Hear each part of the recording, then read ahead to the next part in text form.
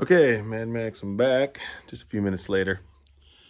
All right, I loosened these little clamps right here, and they hold the carburetor onto the these little manifolds are made out of rubber. Anyway, I loosened them up. I found that you need to loosen them quite a bit. Don't just loosen them up a little bit. Loosen them like damn near until they're about to fall off, because there's like a little bump in there. And I started kind of prying. You got to be real careful, because this is aluminum.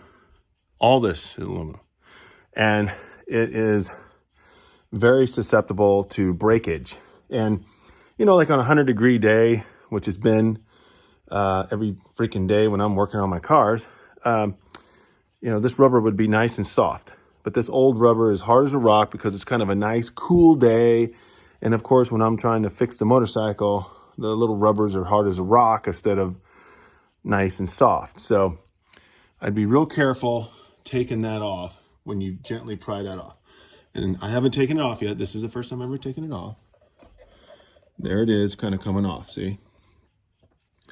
And there's like a little bumps in there. You better get your things loose. Okay, there, she's off. Okay, so that's where I'm at now.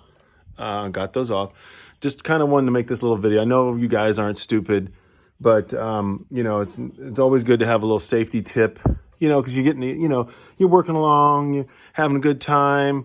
You stick your screwdriver in. Oh, this thing, Mad Max Randy said, just take this off, and you're prying around and you bust it. Now, then you're screwed. Your project is over until you find another one. So